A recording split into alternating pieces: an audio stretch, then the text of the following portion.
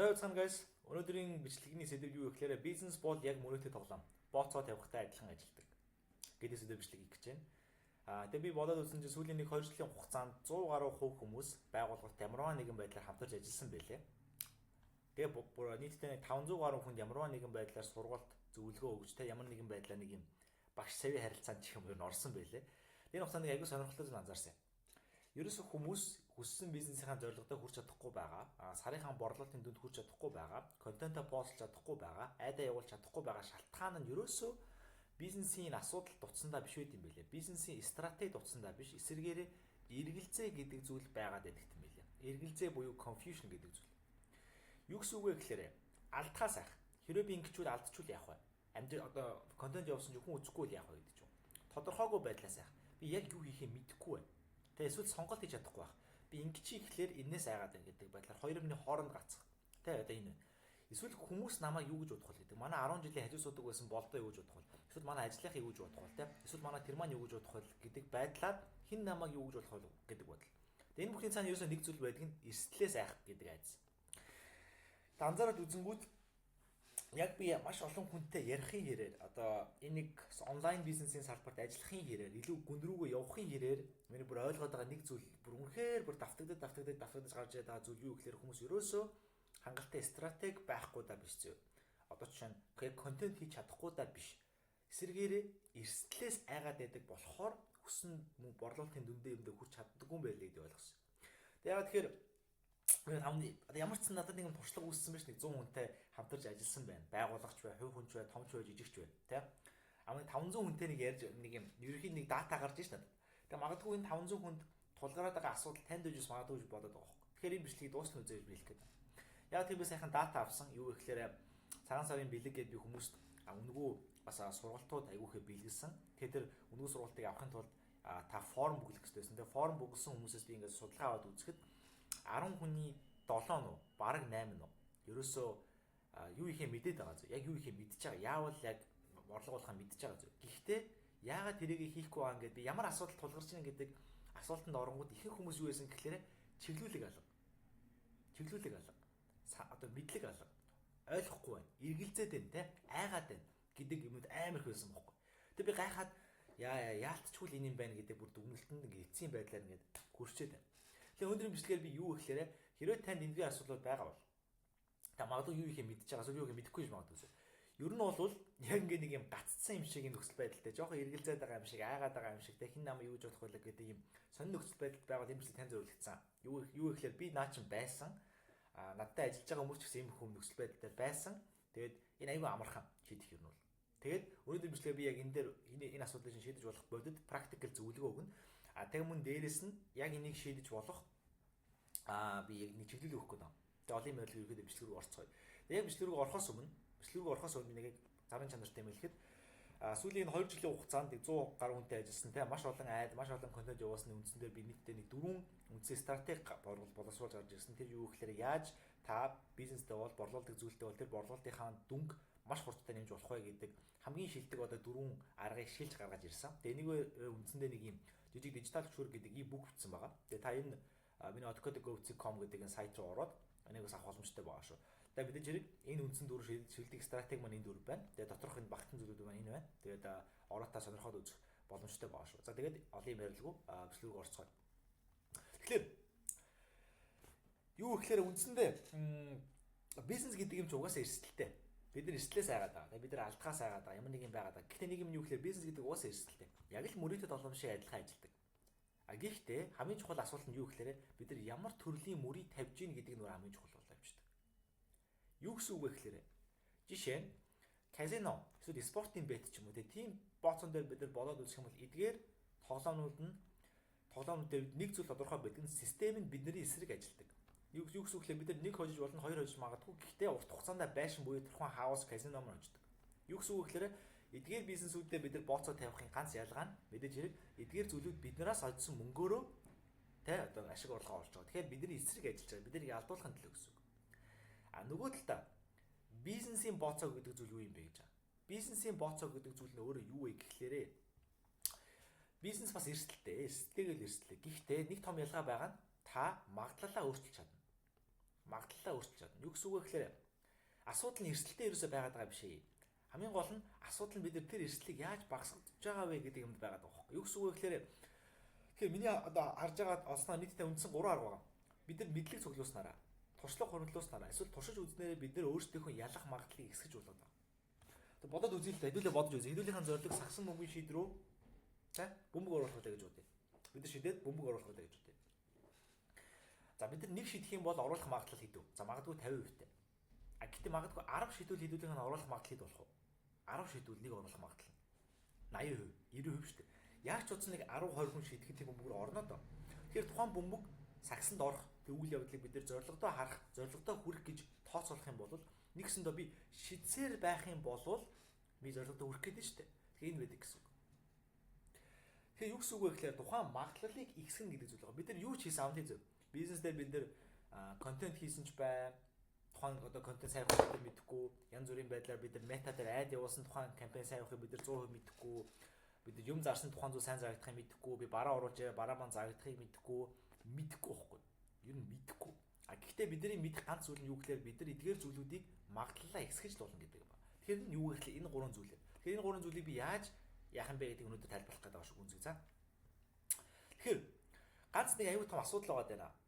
Хүмүүс тулгараад байгаа аюу тум асуудал байгаа даа. Тэр асуудал нь юу гэхээр ихэнх хүмүүсийн гаргадаг нэг аюу тум алдаа нь юу гэхээр хүмүүс 100% баталгаатай болтол нь хүлээгээд байна. Юу гэхээр 100% эргэлзээгүй 100% батаа араандаа хийчээд тэрний дараа хийх гэдэг. Бүр 100% батаа араандаа хийчээд. Гэтэ хамгийн гол нь бодит амьдрал дээр баталгаа гэдэг зүйл байхгүй байгаа байхгүй. Юу гэсэн үг вэ гэхээр бидний хийж байгаа ажил хүртэл баталгаатай биш те. Компаниуд дампуурдаг, ажлаа хаагддаг, зах зээл өөрчлөгддөг. Одоо салбарууд алга болдог. Өөрөөр хэлбэл ямар ч зам дээр эрсдэл байдаг. Одоо ч ингээ сая Америк Ираны бөмбөгдөх хөдөл амар бол юм болж байна. AI гарч ил ажлууд авч байна. Хэмээчлэн бүх юм дээр эрсдэл байдаг. Тэгэхээр бид нар өөрөө хамгийн эрсдэлгүй замыг сонгоно гэдэг байдал амар тэнэг юм бохгүй. Тэгээ бид хараад үзэх юм бол харин хүмүүс хамгийн эрсдэлгүй замыг хүлээсээр хагаад хамгийн сүүлд нь орж ирдэг. Тэр үед нь хүмүүс айл хэдийн хамаг өрмийг нь хусчихсан автсан байдаг. Юу гэсэн үг вэ гэхээр нэг жоохон бидэрт ийм одоо төгшилч anxiety төрүүлж болох нэг зүйл нь өөрөө юу вэ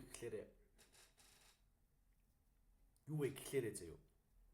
Бид нар ийм эрсдэлгүй зүйлийг хүлээгээд алдахгүй нэг юм батаа араанда ингээл те юу мөрийн та шууд 50000 төгрөг оруулаа шууд 1000 төгрөг болчихдог. 5 сая төгрөг оруулаад 10 сая болчихдог. Тийм хүсэж байгаа. Ямар ч эрсдэлгүй. А гэхдээ тийм байхгүй байна. А эсвэргээрээ тийм юм болтолтой хүлээгээд яг 100% итгэлтэй болох гэсоор л таны урд дуур эрсдлийг үүрэх чадвартай хүмүүс чи явж ороод хамаг өрмийг хусаад шавхрын тэн дээр үлдчихэд байна. Ойлгож байна уу? Тэгэхээр яаж би урагшаа явах юм бэ? Яаж тэгвэл адилхан би энэ зах зээл рүү ч орох юм бэ гэж. Одоо шинэ сонголттой нэг юм байгаа даа. Одоо Instagram, Facebook Reel дээр personal branding үүсгэх үү шүү дээ, тэ. Personal branding үүсгэх маш хэцүү зүйл. Ер нь бол нэг 3-4 жилийн өмнө байсан айгүй хэцүү болсон. Яг тэр өрсөлдөгч ихтэй болсон. Хүн болгон day 1, day 2 тэ турдаг блог, яадаг блог гэдэг ч юм уу. Иймэрхүү байдлаар нэг юм янз янзын юм хийгээд эхэлсэн. Тэгэхээр энэ өрмөж хин нэг хусаа дуусгасан байхгүй. Энэ ингээд өнгөрцөн. Одоо ингээд дараагийн пейс рүү орж эхэлж байгаа байхгүй. Сошиал медиа дээр борлуулалт хийн, брендинг үүснэ гэдэг юм чи. За би энийг дамжуулаад хэлэхэд амар чухал юм хэлэхэд. Яг одоо 26-нд явж байгаа юм юу гэхээр authenticity буюу өөрийнхөө байх гэдэг зүйл. За тэрийгээ дагаад дэлхийн том юм борлуулалт янз бүрийн хийдэг хүмүүс YouTube руу орж байна. Ягаад YouTube руу ороод байна гэхээр short form content буюу өөрөө юм Instagram, Facebook-ийн богино бичлэгүүдийг өөрөө AI хийж болоод байна. Хүн ялах аюу хэцүү болоод байна. Одоохондоо YouTube ягаад аюу дэжгүй сайн одоо бусад хоёр платформоос илүү сайн яваад байна гэхээр YouTube дээр өөрөө хүн одоо fake буюу хүн амьтантай одоо худлаагаасаа дүр эсгэх аюу боломжгүй байна. Ягаад тэгэхээр хүн ингээд урт бичлэг хийхэд, vlog хийхэд яг өөрийнхөө байхад нэгсэндээ сүултээ юу гэхээр AI-ийн төгс юмнаас хүмүүс жоо уйдаад хүн шиг юмнаас хүсч эхэлж ин гэсэн. Үзхийн хязгаар гэж үг байдаг шүү дээ. Үзхийн хязгаар гэдэг. Нэгсэндээ хүмүүс баг үзхийн хязгаартай тулангуудаа төгс байдлын туйлыг мэдэрэнгүүтээ одоо буцаж эхэлж ин гэсэн үг. Буцаж эхлээд одоо жоохон юм байдал, энгийн байдал, алдаатай байдал, тийм байдал хүсч эхэлж ин гэсэн үг. Right? Тэгэхээр энэ тренд болчих жоох. Одоо чинь энийг мэдхгүй хүн магадгүй дахиад бүр гелатлын эдэлцэн амар яатсан бичлэгүүд оруулаад эхлэх юм бол одоо чинь яг 2026 онд борлуулалт бизнес нь сайн явахгүй байх магадлал нь өндөр болчих жоох. Яг тэр анх жоо хоцрогдсон sorry явахгүй. Тэгэхээр яг ийм байдаг гэсэн. Тэгээд айгуу чухал үг байна л да. Манай Warren Buffett ахын одоо тэг бүх цагийн бос одоо шилдэг хөрөнгө одоо Warren Buffett ахыг мэдхгүй ярьж байх хэрэгтэй байх би харуулж байна. Warren Buffett те одоо ах шүү дээ. Berkshire Hathaway явах манай компани те. Компани хаана Berkshire Hathaway тийм үү. Berkshire Hathaway гэх компани захирлын бос бүх цагийн шилдэг хөрөнгө оруулагч нарыг ахын хэлсэн үг шүү дээ. Эрсдэл гэж юу юм бэ? Яг бидний яриад байгаа risk гэж юу юм? Risk гэдэг бол risk comes from not knowing what you are doing гэж байгаа байхгүй. Энэ юу гэсэн үг вэ гэхээр өөрөөр хэлбэл эрсдэл гэдэг бол хийж байгаа зүйлээ мэдэхгүй байхыг хэлэх гэж байна. Тэгэхээр амар сонирхолтой нь юу гэхээр бид эрсдлийг яриад байна шүү дээ. Эрсдэл гэж юу юм бэ? Окей, мэдэхгүй баг. Амар сонирхолтой. Өөрөөр хэлбэл эрсдэл гэдэг бол хийж байгаа зүйлээ мэдэхгүй байхыг хэлээд байгаа гэж байгаа. Тэгээд юу гэсэн үг гэхээр тэгвэл яагаад хүмүүс 100% баталгаатай зүйл хийдэг вэ? Хайдаг вэ гэж. Хамгийн сонирхолтой нь учир нь бид нар алдах дурггүй, хүнд ашиглуулах дурггүй, тэнэг харагдах дурггүй, бид зөвхөн хожихыг хүсдэг, авахыг хүсдэг. Одоо хүний одоо муу хазан чанар юм да. Гэхдээ тийм учраас тархинд хуурамч бодол төрдгөө. Тэр нь хэрвээ би 100% аюулгүй болтол нь хүлээчгээд хийвэл ямар ч буруу зүйл мэдрэхгүй зөвхөн сайн үр дүнгийн хүртэн буюу ерөөсөө ямбын нийлэлчээд ялын хүртгэхээс айж яана гэсэн. Гэтэ бодит байдал дээр бизнес тэгж ажилддаггүй, амьдрал тэгж ажилддаггүй. Тэгэл бодоод үзье л та. Чиний e-commerce хийж үдээд үлээ. E-commerce одоо бараа оруулж яа. Бараа оруулж яа зарлах ёстой бидэрт бараа загдахгүй бол яах вэ? Эсвэл бид нар үйлчлэгээний байгууллага хэлдэг. Хэдэр бид нар амлсандаа хүрч чадахгүй бол яах вэ? Хүмүүс мөнгөө буцаавал яах вэ гэдэг чинь. Бүгдээрээ зоосны хоёр тал. Нэгсэндээ бид нар юу ч хийсэн тухайн зүйлийн сайхан тал гэж байна. Нөгөө талд нь муухай бараан тал гэж байна. Таны хийж байгаа бизнесийн бараан тал, муухай тал чинь өөр хин нэг хийж байгаа бараан талд нь байхгүй байж болно. Гэхдээ тэр бизнес чинь бараан тал байхгүй гэсэн үг биш үхгүй юу? Бүх бизнест нөгөө муухай тал нь байгаа. Таны ямбын нийтлсэн бол ялыг үүрэх ёстой гэдэг үг чинь байгаа. Энэ бүр миний хамгийн дуртай. Ямбын нийтлсэн бол ялыг үүрэх ёстой. Тэгэл уусаад тийм. Тэг хүмүүс ингэж яриад байна л да. Одоо шин би амар тэгж боддог гэсэн. Одоо амар бизнес эрхлэгч нартай асар одоо юутай хүмүүс орлого юутай хүмүүс баян хүмүүс одоо бизнесмен тэр бунтан хүмүүс энгийн хүмүүсээс юугаар ялгаатай юм адилхан ажиллаж байгаа гэж яриад байгаа. Гэхдээ нэг юм байд юм бэл. Яг үнэндээ тэр бунтан тийм саятай хүмүүс бүр яг үнэхээр барыг амралтын өдөр гэж байдаг юм бэл. Тэгээ сайхан нэг залуутай олдсон чи бүр ингээд вау би бүр өөрийгөө ямар ч work ethic буюу ажлын хажууд нь ингээд нэг өдөр ажиллаа явсан чи бүр ямар ч ажлын ethic байхгүй, work юу байхгүй, бүр зүгээр л залхуу новш гэдгийг мэдэрч байгаа байхгүй. Тэг яагаад бүр ингээд зүгээр л нүдэндээ ойлгомжтой. Фүү ингэж ажилт юм хэл. Би бүр ингээд зов би 6-7 цаг баг тасралтгүй ажилласан юм. Ажил дуусаад байгаад тайвширсан чинь за дараагийнх гэж байгаа байхгүй. За дараагийнхаа одоо ингээд зүй. Тэг би бүр гайхаж би бүр ингээд яг ядарч өгөх гэж.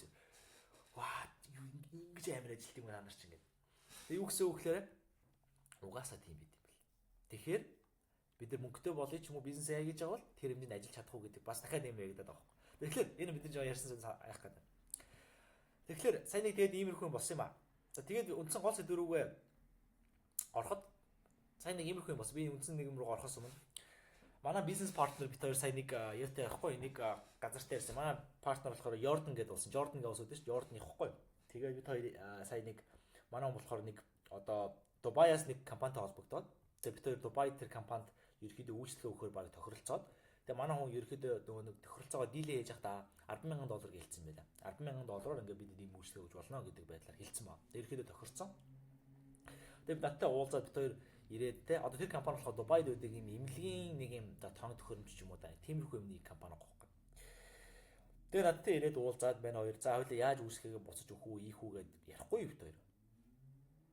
Тэгээ ярьсан чинь $10,000 хэтэрхий багдах бол явчлаа. Юу гэхээр нөгөө Дубай ч өөр айгүй нийш зах зээл учраас айгүй өндөр өртөгтэй. Хоёрдугаарт нөгөө Дубайын одоо айдны зардал буюу CPM гэж байдаг. Тэр нөр амар өндөр ууш тараад. Тэгээ бидэд ерөөсөө амлсан юм хүүгч чадхааргүй болоод бараг худалч хүнд хамгийн багадаа нэг $15,000 бараг зөвхөн айдан дээр засварлагдах болж таараад. Тэгээ бид хоёр өөрсдийнхөө юм үгээ бодохоор ер нь $25,000 орч болох гэдэг байхгүй. Тэгээ бүр ингээд за бараг болох үнэ дээр тулж агаад энэ толгой нэг юм дон гэдээ ороод ирдэг байхгүй. Тэр нь юу орж ирсэн гэхлээр ерөөс юу яа. Одоо хоёул ингээд ойлын ямар ч баримжаа алга. Тэгэхээр хоёул үнгүүч болтохоо надад чи ажиллая. Би бол одоо асуудал хоёул үнгүүч болтгой ажиллая. Та зүгээр айдныхаа зардлыг гарга үнгүүч болтгой ажиллая. Ажиллаад энэ Дубайд ер нь айдууд бизнесүүд яаж явд юм бэ? Хоёул ихлэд мэдээ. Тэгэхээр хоёулаа өөрсдөндөө мэдээлэл цуглуулах, дата цуглуулах хэрэгтэй гэсэн үг. Тэгээ надад асуусан юм нь айдны одоо нийтдээ хоёулаа энэ хугацаанд хэр их мөнгө маркетинг дээр зарцуулж иж үр дүн гарах болоо гэсэн чи би мэдэхгүй гэсэн байхгүй. Яагаад мэдэхгүй гэхээр ямар ч тоо байхгүй. Бидэрт ямар ч баримжаа байхгүй учраас. Тэгэхээр өнөөдөр нэг мэдлэг рүү орж иж чинь гэсэн ихэнх point. Мэдлэг буюу танд ямар нэгэн байдлаар баримжаа гэдэг зүйл, мэдлэг, мэдээлэл гэдэг зүйл байхгүй бол өөрөө угаасаа тухайн зах зээл дээр болох боломжгүй. Тэгэхээр би яагаад $10,000 чи магадгүй $10,000 байсан ч гэсэн би үгүй гэж хэлээд би үнгүй хийчээ гэдэг тийм шийдвэрийг гаргаад байсан бэ гэхлээр гол шалтгаан би өөрөө мэдлэг цуглах гэдэг байхгүй. Окей.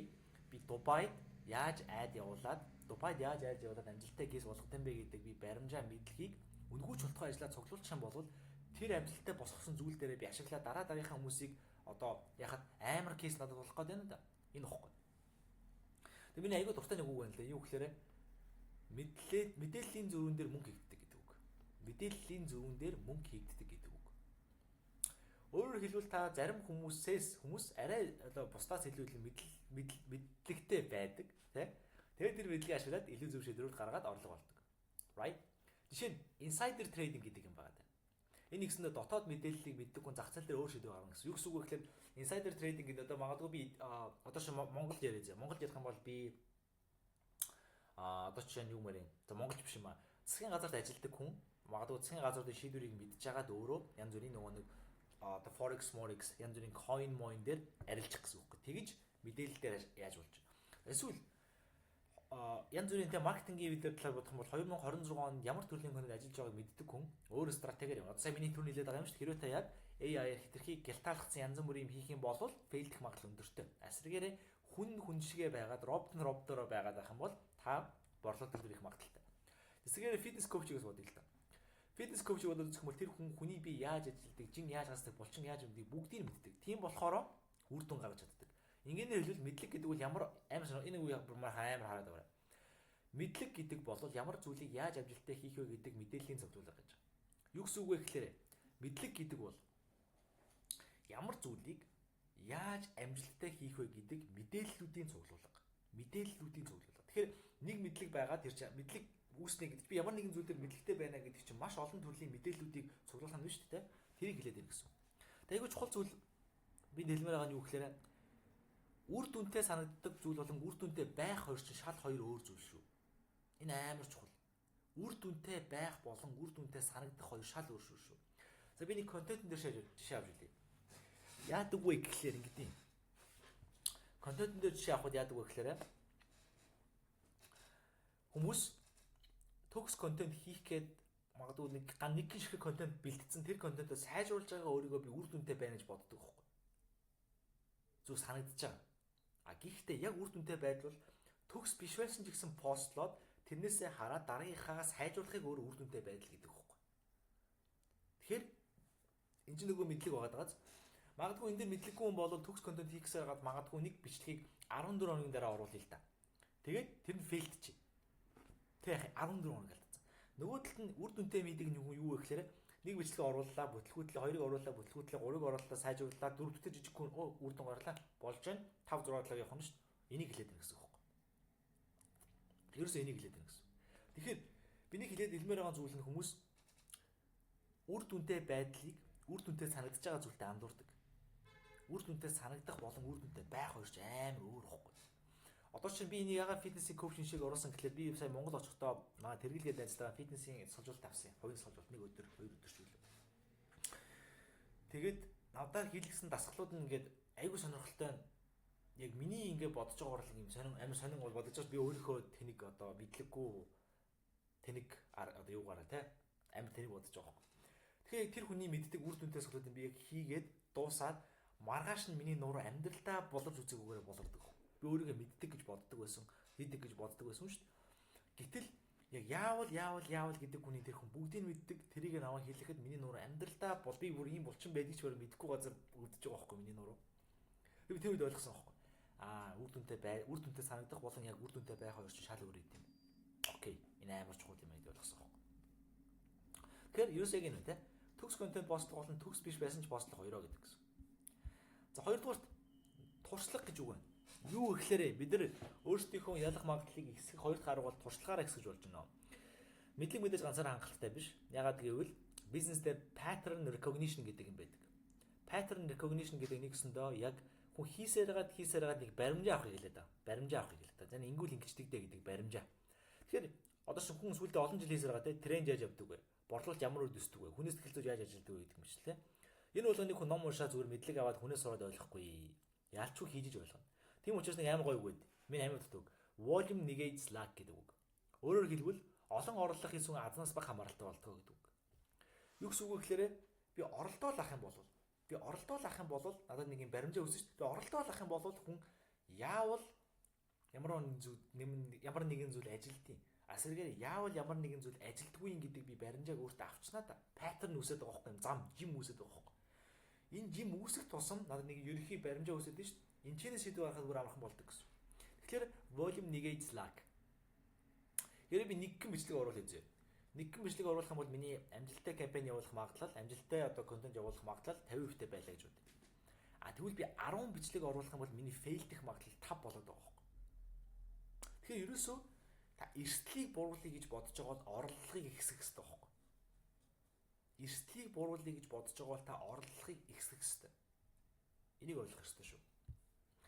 За 3 дахь аюул чухал зүйл. Миний амар баг би by far баг амар чухал. Туршиж үзэх. Just try гэдэг үг. Ихэнх хүмүүс ингэж бодож байна. Бүх зүйл тодорхой болсон дараа эхэлнэ. Тэ? Гэтэ бизнес дээр бодит байдал дээр эсэргээрээ альва зүйл ихэлснийхаа дараа л тодорхой болдог. Хизээж эхлэхийн өмнө тодорхой байдаггүй. Хизээж эхлэхийн өмнө хүн эцсийн цэгээ харддаггүй.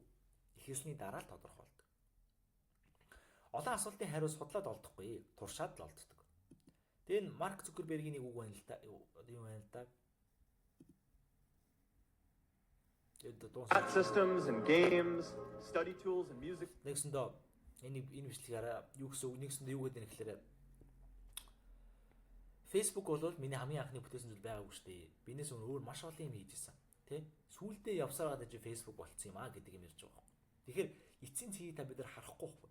Эцсийн цэгийг харж чадахгүй байна гэдэг та эрсдэлтэй байна гэдэг үгүй биш байхгүй. Хийгээд туршсны дараа эдгээр чи олддог байхгүй.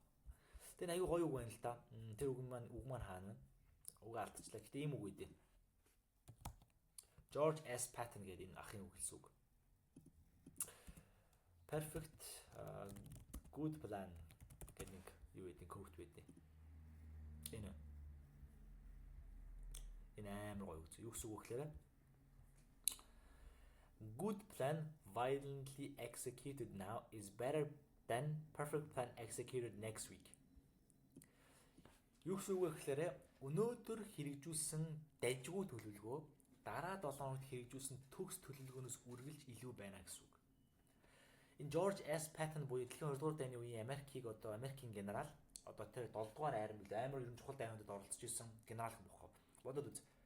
Энэ хүний шийдвэрээс гар шалтгаалж хэдэн мянган хүний амьнаас шалтгаална. Хэдэн мянган хүний амьнаас энэ хүний шийдвэр дээрээс тийшээ дайрах юм уу, ухрах юм уу, яах юм? Энэ хүний шийдвэр.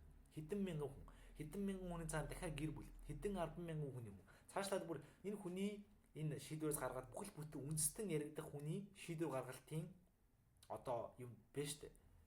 Өнөөдөр хэрэгжүүлсэн жижиг үйлдэл, өнөөдөр хэрэгжүүлсэн дайжгүй шийдвэр чинь төлөвлөгөө чинь дараа 7 хоног хэрэгжүүлсэн төгс шийдвэрээс чинь илүү гэж. Тэг энэ одоо би энэ үг бодсоохоо. Хэдэн мянган хүний амьнаас шийдэж байгаа энэ хүн хэрвээ энэ стратеgiэр бодож байгаа бол яана контент хийвэл нөгөө контент нь болохгүй бол яана гэдэг одоо мань хэд одоо юу юм бэ л гэж бодож байгаа байхгүй. Тэ? Яана ингээд юм маань хүн намайг тэгээ бодчихвол яана come on тэ. Одоо бид нар яг юу юм бэ? Гэхдээ бүр тийм бодол төрдөг байхгүй. Тэгэхээр би энэ дээр зүгээр юу гэж энэ point юу гэж хэлмээр гэхээр оролдлого гэдэг зүйлийг хэлмээр байна. Хинж эхэлж байхдаа мэддэггүй. Энэ юм мэдэхгүй шүү дээ. Гэхдээ хийгээ явж байхад угаасаа учир нь олдно гэдэг зүйл байна. Яг нэгin сонгоо хийтэл. Тэгээд эцэст нэг бодол хэлэхэд бизнес дээр хамгийн том эрсдэл ерөөсөө мөнгө алдах биш, бүтлгүүдэх биш байдаг шүү. Харин эсэгээр оролдож хизэж үзээгүйгээсээ болоод энэ тоглоом хизэж ойлгуулгүй өнгөрөх байдаг. Юу гэсэн үг гэхээр та оролдож үзээгүйгээсээ болоод хизээж өөрийгөө болчих байсан юм байна гэдгээ мэдрэхгүй өнгөрөх бол хамгийн том эрсдэл байхгүй. Оролдод үзсэн бол та зүгээр оролдод үзэж эрсдэл биш байхгүй. Right? Тэнийг ойлгох үед үсэж байна. За тэгээ энэ үрэл бичлэгээ дуусгая. Таймер нэгэн байдлаар түрүүний digital leverage e-book-ыг авахыг хүсвэл энэ линкэнд дарах боломжтой. Надтай ямарчсан байдлаар coaching call буюу те coaching call хамтарч ажиллах, coaching call-оор хамтарч ажиллах хүсэлтэй байх юм бол энэ линк рүү ороод энд уулзалт тавих боломжтой. За хэрвээ та бизнестэй хүн болвол бизнесийнхаа хандлт янз бүрийн юмыг сайжруулах хүсэлтэй хүн байгаа бол доктортой харилцах садах систем гэж миний боловсруулсан одоо 14 хоногт батны үйлчлэл одоо хандлт нэмэх систем гэдэг юм боловсруулсан байгаа. Тэгээд энэ дээрээс хамтарч ажиллах боломжтой байгаа. Шууд суйрлуулах боломжтой байгаа. Тэгэхээр энэ дээр яг хэвээр дэлгэрэнгүй гэдгийг дараад бас уулзалт тавих боломжтой байгаа шүү. Тэгээд бусдаар өөр янз бүрийн байдлаас асууж тодруулах зүйл байх юм бол миний Instagram-аар илүү бичээрэй. Тэгээд өнөөдрийн бичлэг таалагдсан байх гэж найдаж байна. Бүгдэнд нь аюултай.